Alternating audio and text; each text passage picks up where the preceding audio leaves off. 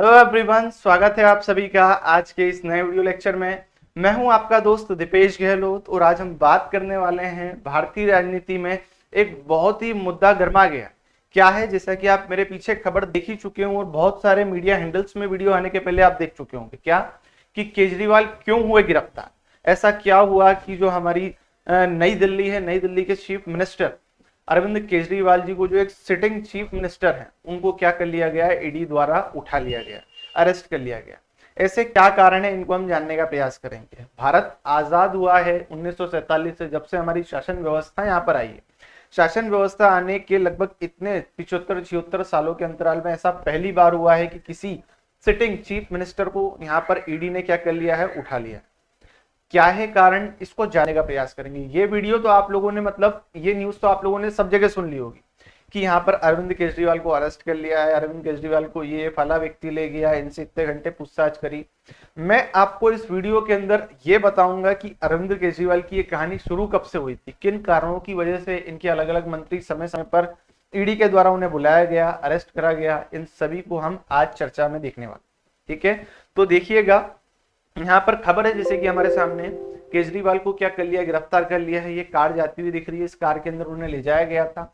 जैसे ही इन्हें अरेस्ट करा तो अलग अलग मीडिया हाउसेस में खबर आने लगी, Arvind Kejriwal arrested by enforcement directory in Delhi excise policy case. तो ये अलग, ये पूरे के पूरे घिराए हैं, ये सब के सब दिल्ली एक्साइज पॉलिसी के अंदर घिराए हैं। क्या थी पॉलिसी, उसको हम थोड़ा देखेंगे। फिलहाल जो ट्विटर है, ट्विटर के ऊपर जो एक्स प्लेटफॉर्म है, उसके ऊपर सभी जगह अरविंद केजरीवाल जी के और आपके अलग अलग तरह सपोर्ट में देखने को मिला है, ट्रेंडिंग टॉपिक देखने को मिला उस समय। यहाँ पर तो अलग अलग उनके सपोर्टिव थे, जैसे ये क्या है, एक महिला है, ये आपकी क्या है, एमएलए, तो इनको भी क्या करा है, ईडी ने उठा लिया। बोले भैया जो जो रास्ते में आएंगे उनको क्या कर लो, गिरफ्तार कर लो, तो इनको उठा लिया। जो आपके और विपक्ष के जितने भी क्या है लीडर्स, जैसे राघव है, राघव जी के बाद भगवंत मान है, राहुल गांधी है, प्रियंका गांधी वाड्रा, मल्लिकार्जुन खड़गे जी, तेजस्विनी यादव, अखिलेश यादव, इन सभी के द्वारा ट्वीट करके बताया गया है कि भैया ये जो गलत हुआ है, गलत। ठीक है, sitting prime minister, sitting chief minister को इस तरीके से उठाना गलत बात है। इन लोगों ने दुहाई दी, भैया ये लोकतंत्र की हत्या है। भारत जैसे जो लोकतंत्र वाला देश है, दुनिया का सबसे बड़ा लोकतंत्र जिस देश के अंदर है, उस देश में अगर इस प्रकार का कार्य हो रहा है तो ये क्या है, गलत है। ठीक है, इस प्रकार से कहानी चली। लगभग लगभग कल के दिन 21 तारीख के दिन अरविंद केजरीवाल को 2 घंटे की पूछताछ के बाद में क्या करा गया, अरेस्ट करा गया। ये यहाँ पे उनकी जो मंत्री अतिशी जी, उन्होंने बताया है कि यहाँ पे अरविंद केजरीवाल पूरी तरीके से क्या है, निर्दोष है, उनके ऊपर क्या गलत आरोप लगाए जा रहे हैं। इस प्रकार से जो सुप्रीम कोर्ट में इनका केस फाइल भी हो गया। जैसे ही ईडी ने क्या करा, इनको अरेस्ट करा, अरेस्ट करने के बाद में 8:57 के आसपास उन्होंने क्या कर दिया, केस भी फाइल कर दिया है। केस है Arvind Kejriwal versus directorate of enforcement. अब थोड़ा सा हम क्या करते हैं, इस सीक्वेंस को समझते हैं कैसे इन्हें अरेस्ट करा गया। तो लगभग लगभग 7 बजे ईडी की टीम केजरीवाल जी के घर पे पहुंची। उसके बाद में क्या हुआ, 7:30 बजे आपके नेता सौरभ भारद्वाज जी ने उनसे मिलने का प्रयास करा तो उनको रोक दिया। 8 बजे राघव चड्ढा बोले कि केजरीवाल जी को अरेस्ट करने की साजिश रची जा रही है। 8:01 पर केजरीवाल के घर के बाहर जो रैपिड एक्शन फोर्स होती है, उनको क्या कर दिया गया, अलर्ट पे रख दिया गया। मतलब ऐसे जो जब भी किसी जगह क्या करी जाती है, रेड मारी जाती है, अरेस्ट करा जाता है, तो ऐसा माना जाता है कि वहां पर स्थानीय लोगों द्वारा, उनके समर्थकों द्वारा उनके ऊपर हमले का प्रयास किया जा सकता है। जैसा कि आपने देखा हुआ संदेश खली केस के अंदर क्या करा गया था, वहां पे जो उनके समर्थक थे, उन समर्थकों ने ईडी को भगा दिया था, तो इसलिए रैपिड एक्शन फोर्स को भी साथ में लाया गया। 8:10 पर क्या हुआ, केजरीवाल के फोन को ईडी ने जब्त कर लिया। उसके बाद में 8:20 पर आपके कार्यकर्ता, जो भी आम आदमी पार्टी के कार्यकर्ता थे, सबके सब इनके घर के बाहर खड़े हो गए। कुछ को अरेस्ट कर लिया गया। 8:30 पर धारा 144 लागू हुई और 9 बजे उन्हें क्या कर लिया, अरेस्ट कर लिया। तो ये पूरा का पूरा सीक्वेंस है, जिस सीक्वेंस के हिसाब से अरविंद केजरीवाल को अरेस्ट करा। इस तरीके से जो पुलिस और जो रैपिड एक्शन फोर्स है, उनको यहाँ पर क्या करा गया, लगाया गया था। जो आपका ट्विटर हैंडल है, उसके अंदर इसकी पूरी सूचना दी गई कि भैया अरविंद केजरीवाल जी को अरेस्ट करा गया है, जो भी हुआ है गलत हुआ है। इनके जो पार्टी के अलग अलग वरिष्ठ नेता है, अतिशी जी और भी जो भी हैं, इन सभी ने क्या करा है, यहाँ पर प्रेस कॉन्फ्रेंस के जरिए सूचना दी है और बताया है कि हम उनकी निर्दोषी के लिए पूरा प्रयास कर रहे हैं। यहाँ पर राघव जी हैं, राघव के द्वारा भी क्या दिया गया, बयान दिया गया है। ओवरऑल यहाँ पर ये जो अरविंद केजरीवाल जी को लेकर गए, तो ऐसा नहीं हुआ है कि इन्हें एकदम से ले गए। अगर आप इस सदमे में कि अरे ऐसा कैसे ले जा सकते हैं, तो भैया अरविंद केजरीवाल जी को एनफोर्समेंट डायरेक्टरेट द्वारा लगभग 9 बार समन भेजा गया। मतलब उन्हें रिक्वेस्ट करी गई, उन्हें आदेश दिया गया कि भैया आ जाओ, एक बार हमसे मिल लो, हम आपसे बातचीत करना चाहते हैं, कुछ केस के संबंध में आपसे पूछताछ करना चाहते हैं, आप आके मिल जाओ। पर इन्होंने साफ मना कर दिया। ईडी के बयान को ये बोलते हैं कि भैया ईडी पूरी तरीके से बीजेपी की बायस्ड एक संस्था है जो बीजेपी के कहने पर कार्य कर रही है। ठीक है, यहाँ पर राजनीतिक माहौल बनाया जा रहा है पूरी तरीके से और मुझे फंसाने का प्रयास करेगी। ईडी बीजेपी के कहने पर कार्य कर रही है। राजनीति में इस प्रकार के काम करना गलत है। यहाँ पर ये केंद्रीय संस्थान है और इनकी तरफ से बोला गया है कि ईडी पूरी तरीके से बीजेपी समर्थित है, बीजेपी के कहने पर कार्य कर रही है। तो यहाँ पर ईडी ने लगभग 9 बार इनको समन भेजा और उसके बाद में ईडी ने क्या कर लिया, इनको अरेस्ट कर लिया। 16 तारीख को इनको क्या करा गया था, आखिरी बार बुलाया गया था। 16 तारीख को वहां ना जाते हुए ये कहां गए, ये चले गए दिल्ली हाईकोर्ट के अंदर। दिल्ली हाईकोर्ट के अंदर जब ये गए तो इन्होंने वहां पर जो जज है, जज से बोला कि सर ईडी मुझे बुला रही है और मुझे पूरा भरोसा है कि ईडी बीजेपी के कहने पर कार्य कर रही है। ये तो यहाँ पर सरकार द्वारा बोला गया अच्छा ऐसी बात है, हम ईडी को बुला लेते, ईडी क्यों बुला रही है तुमको। तो ईडी के अधिकारियों को जब वहां पर बुलाया गया और बुलाने पर जब उनसे कोर्ट ने पूछा भैया क्या है, तो ईडी के अधिकारियों ने क्या करा, सबूत पेश कर दिए कि भैया देखिए जज साहब, इसके अंदर इन मुद्दों में हमने इनको अरेस्ट करा और ये सबूत है। तो जैसी जज ने क्या देखे, सबूत देखे, तो उन्होंने भी क्या कर दिया, अरविंद केजरीवाल का दामन छोड़ दिया। वो बोले कि भैया हम आपको बचा नहीं सकते, ईडी जो भी कर रही है सही कर रही है। तो यहाँ पर उससे रिलेटेड फिर देखिए न्यूज देखने को मिली है, excise scam SC deny Kejriwal to protect from the coercive action from ED case. यहाँ पे केजरीवाल जी गए थे दिल्ली हाईकोर्ट में कि भैया मुझे बचा लो, मैं आपके पास आ तो रहा हूं पर आप इनको पहले बोल देना मेरे को अरेस्ट नहीं करे। तो यहाँ पर जैसी कोर्ट ने क्या करे, उन प्रूफ को देखा, उन सबूतों को देखा, तो उन्होंने हाथ खड़े कर दिए, भैया हम आपकी इसमें कोई भी मदद नहीं कर सकते, हम आपको बिल्कुल भी इम्यूनिटी इस केस के अंदर नहीं दे पाएंगे। तो यहाँ पर 21 तारीख को इस तरीके का माहौल बना। अब थोड़ा सा इस केस को समझते हैं। दिल्ली लेकर केस पॉलिसी या बोले तो शराब आबकारी नीति घोटाला क्या है जिसके अंदर ये पूरा का पूरा माहौल चल रहा है। तो बात ऐसी है, पहले थोड़ा सा इस चीज को समझते हैं कि अभी तक शराब घोटाले में किस किस की गिरफ्तारी हो चुकी है।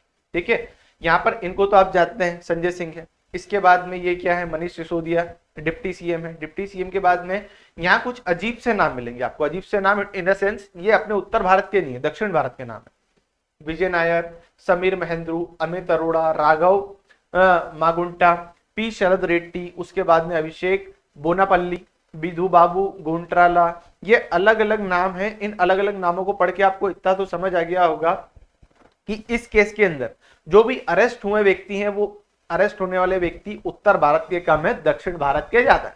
अब इसको मैं थोड़ा आगे आपको कनेक्ट करूंगा, पर थोड़ा सा आगे बढ़ते हैं, पर इसको समझते हैं।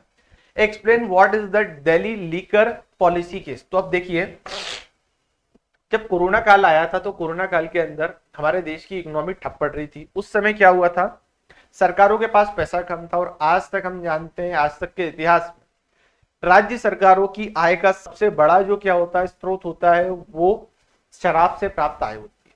तो उस समय 17 नवंबर 2021 को दिल्ली सरकार द्वारा एक नई आबकारी नीति लाई गई। उस आबकारी नीति को लाने पर उन्होंने क्या करा, इस नीति के अंदर उन्होंने पूरे दिल्ली को 32 जोन में बांट दिया।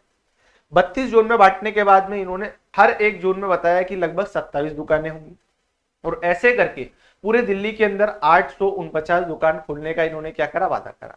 ऐसी खोलने देंगे क्या, नहीं। इस पूरे के पूरे जो नई पॉलिसी आई, इस नई पॉलिसी के अंदर पहले ऐसा होता था कि लगभग 60% क्षेत्र की दुकानें राज्य सरकार की होगी और 40% वहां पे स्थानीय जो भी क्या है, प्राइवेट मेंबर्स आना चाहते हैं, प्राइवेट लोग आना चाहते हैं, वो आएंगे। इस नई पॉलिसी के आने पर क्या करा इन्होंने, लगभग 100% प्राइवेटाइजेशन कर दिया कि भैया जिसको जो आना है सब आ जाओ, सरकार अपना क्या कर रही है, यहाँ से विड्रॉल कर रही है। तो यहाँ पर 849 दुकान खुलने का वादा था और उसके अंदर पूरी की पूरी क्या थी, प्राइवेट होने वाली थी। अब थोड़ा समझते हैं पॉलिसी का, थोड़ा सा हम क्या करते हैं, कैटेगराइजेशन देखते हैं क्या डिफरेंस है। तो जब भी सरकार क्या करती है, किसी दुकान को शराब बेचने की इजाजत देती है तो उससे लाइसेंस लेने का बोलती है। लाइसेंस लेने के बदले फी चार्ज करी जाती है, मतलब सरकार बोलती है हमारे पास कुछ डिपॉजिट करो तब हम आपको लाइसेंस दे देंगे। तो पहले क्या होता था कि अगर नॉर्मल आपको लाइसेंस लेना हो, अगर आपको क्या करना हो, नॉर्मल लाइसेंस होलसेलिंग का लेना हो, तो आपको L1 लाइसेंस लेना पड़ता था, जो लाइसेंस कितने का आता था, 10 लाख का। दूसरा लाइसेंस L7 लाइसेंस, जो रिटेलिंग में आपको क्या बेचना खरीदना हो तो उसके लिए लिया जाता था, वो कितने का आता था, 8 लाख का आता था। और इससे सरकार को 6,000 करोड़ रुपए का क्या होता था, यहां पर फायदा होता था। अब क्या हुआ है, सरकार ने अपनी इस नीति के अंदर पॉलिसी में चेंज करा, और जो होलसेलिंग की पॉलिसी के अंदर लाइसेंस देने पर उसका लाइसेंस 5 करोड़ का कर दिया कि भैया अगर आपको L1 लाइसेंस चाहिए होलसेलिंग का तो आपको कितने रुपए देना पड़ेंगे, 5 करोड़। और वहीं आपको रिटेलिंग का लाइसेंस चाहिए तो वो कितने का मिलेगा, आपको 11 करोड़ का मिलेगा। सरकार को ऐसा करने पर क्या हो रहा है, 9,500 करोड़ रुपए प्राप्त हो रहे हैं। पहले कितने प्राप्त हो रहे थे, 6,000 करोड़, अब 9,500 प्राप्त हो रहे हैं। परसेंटेज में देखें तो पुरानी पॉलिसी में लगभग 100% का चेंजेस है, और नई वाली पॉलिसी में जो L7% में कितने का है, 13,000% का चेंज है। और इससे गवर्नमेंट का रेवेन्यू कितना बढ़ रहा है, 58% तक गवर्नमेंट का रेवेन्यू बढ़ रहा है। ठीक है, तो आप सोचेंगे ये तो बहुत अच्छी बात हुई कि सरकार को पहले 6,000 करोड़ मिल रहे थे, अब सरकार को कितने मिलेंगे, अब सरकार को 9,000 करोड़ रुपए मिलेंगे।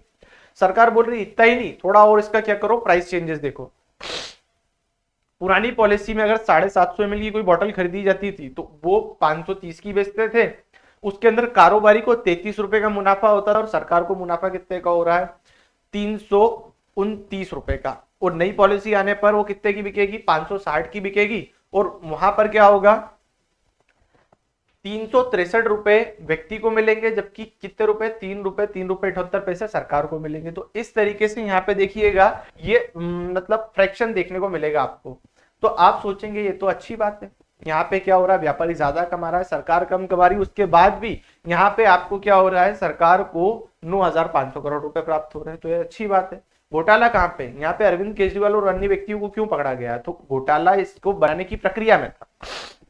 यहाँ पे क्या हुआ कि आप इस चीज को देखिए कि पहले 10 लाख रुपए का लाइसेंस, 8 लाख का, और अब लाइसेंस कितने का है, 5 लाख का और 11 लाख का। अब सोचिए कोई छोटा व्यापारी है, गली मोहल्ले या अपने छोटे एरिया में दुकान चलाता हो शराब की, तो उसके लिए तो अब ये लाइसेंस लेना असंभव सा हो गया। तो जैसे ही नई पॉलिसी आई तो जितने भी क्या थे, छोटे मोटे दुकानदार थे, उनको क्या कर दिया गया, रास्ते से हटा दिया। तो अब छोटे मोटे चले गए, तो अब कौन आएंगे, बड़े प्लेयर मार्केट में आएंगे। अब बड़े प्लेयर जब मार्केट में आएंगे तो उसके अंदर क्या हुआ, यहाँ के स्थानीय लोगों को उन्होंने नहीं आन दिया। ये जो मैं नाम बता रहा हूं आपको, ये नाम, ये जितने भी ये बड़े बड़े लोग हैं, ये साउथ के लोग हैं। साउथ के मतलब भारत दो भागों में विभाजित है, एक है अपना नॉर्दर्न साइड, एक है सदर्न साइड। तो सदर्न साइड के लोग ये तेलंगाना, तमिल तेलुगु भाषी प्रदेश के क्या थे, ये व्यक्ति थे जितने भी थे। सरकार ने क्या करा है, जो नया लाइसेंस लेने की पॉलिसी थी इसके अंदर क्या करा, बाहर के व्यक्तियों को इनवाइट करा। बाहर के व्यक्तियों को इनवाइट करा तो उसके अंदर क्या हुआ, इन्होंने लाइसेंसी की फीस तो उनसे ली, और साथ ही साथ ये बोला कि हम आपको क्या दे रहे हैं, लाइसेंस दे रहे हैं, तो उस लाइसेंस के बदले हमको क्या दो, पैसे दो। तो इन्होंने बड़ी भारी मात्रा में क्या करा, सरकार ने लाइसेंस देने के बदले फीस भी ली, और भ्रष्टाचार के रूप में उन्हीं को लाइसेंस देने के लिए क्या लिया, पैसा लिया। अब ये चीजें बारीकी तौर पर क्या होता है, सचिव स्तर के व्यक्ति देख रहे थे। हर राज्य के अंदर क्या होता है, मुख्यमंत्री होता है, और मुख्यमंत्री के समकक्ष राज्यपाल होता है। वैसे दिल्ली में भी क्या है, लेफ्टिनेंट गवर्नर है, तो लेफ्टिनेंट गवर्नर के नीचे के अधिकारी इस पूरी व्यवस्था को बड़े ध्यान से देख रहे थे। उन्होंने क्या करा, बारीकी से इसका अध्ययन करा और देखा 17 तारीख को क्या हुई, ये पॉलिसी लागू हुई, इसमें ये व्यक्ति क्या है, इन्वॉल्व है। अब जैसे ही मनीष सिंह को इस बारे में सूचना मिली कि मेरे ऊपर क्या रखी जा रही है, नजर रखी जा रही है, हमारी इस पॉलिसी के अंदर पूरा का पूरा जो हमारा तामझाम है, जो हमने बिठाया है, जो पैसा हमने कमाया है, वो खतरे में आ सकता है। अब आपको समझ आ रहा होगा कि ये पैसा कहां गया, अभी पकड़ रहे तो पैसा तो कहीं मिल नहीं रहा है। तो बात ऐसी थी कि जो भी पैसा इन्होंने क्या करा, लाइसेंस बेचने के बदले लिया, एक्स्ट्रा कमाई, वो क्या करा, इन्होंने पूरा पूरा ट्रांसफर कर दिया पंजाब इलेक्शन में। पंजाब इलेक्शन में ले जाकर पूरा पैसा ट्रांसफर करा, पंजाब का चुनाव जीत गए, पूरा प्रमोशन बैनर सब करके पंजाब का चुनाव जीत गए। और अब यहाँ पे मनीष सिंह को लगा कि अब पकड़ा जाएंगे, तो इन्होंने क्या करा, अपनी जो पॉलिसी थी वो 31 जुलाई 2022 में आके वापस ले ली। अब क्या हुआ इसके बाद में, तो भैया जिस व्यक्ति ने करोड़ों रुपए देकर लाइसेंस लिया, उसके ऊपर भी घूस देके लाइसेंस लिया, तो उस व्यक्ति की तो यहाँ पे पैसे चले गए, उसको तो नुकसान हो गया। उसने एरिया में बड़ी बड़ी दुकानें खोली, बार टाइप माहौल खोला, और अब तो उसे नुकसान होने वाला है। क्यों, क्योंकि ये पॉलिसी वापस ले दी मनीष सिंह ने। तो अब उन प्रकार के व्यक्तियों ने जो भी इसके अंदर लिप्त थे, जिनको लाइसेंस मिला था, वो सरकार के मुखबिर बन गए। उन्होंने बोला भैया हम बताएंगे कि दिल्ली गवर्नमेंट किस तरीके से क्या कर रही है, घोटाले कर रही है, ये हमको लाइसेंस देने के बदले पैसे लेती है, और उसके बदले जो पैसा आता है उस पैसे को कहां भेजा, इन्होंने पंजाब के इलेक्शन में पूरा का पूरा ट्रांसफर कर दिया। तो इस तरीके से जो मनीष सिंह है, मनीष सिंह के द्वारा पूरा का पूरा कामकाज किया गया था। ठीक है, तो अब यहां पर जो दिल्ली के जो चीफ मिनिस्टर है, अब उनको भी इस केस में पकड़ लिया। धीरे धीरे यहां पर ये जो एक महिला आपको दिख रही होंगी, इन महिला का नाम क्या है, इन महिला का नाम है के कविता। तेलंगाना के मुख्यमंत्री चंद्रशेखर राव, उनकी ये बेटी है के कविता, इनके द्वारा ही पूरा का पूरा बिछाया गया था। एक साइड है दिल्ली गवर्नमेंट, एक साइड है साउथ का ग्रुप। इन साउथ के ग्रुप और दिल्ली को मिलाने वाली व्यक्ति कौन थी, ये के कविता थी। इनके कहने पर क्या हुए, सारे लोग मिले थे, बातचीत हुई। बाद में ईडी ने क्या करा, एक एक करके एक एक व्यक्ति को पकड़ा। एक जना मुखबिर बना, उसने एक का पता दिया, एक ने दूसरे का, दूसरे ने तीसरे का, इस प्रकार का पूरा ये स्ट्रक्चर बना। इस स्ट्रक्चर में सभी लोग पकड़ाई में तो आए, तार से तार जुड़े, पर साथ में साथ ये के कविता को भी ईडी ने क्या कर लिया, अपने पास धर लिया। के कविता से माहौल होते होते कहानी आज हमारे सामने ये कि जो दिल्ली के चीफ मिनिस्टर है अरविंद केजरीवाल, वो भी क्या हो गए हैं, यहाँ पर पुलिस या ईडी द्वारा उनको क्या कर लिया गया है, पकड़ लिया गया है। तो अब इस तरीके से ये पूरा केस था।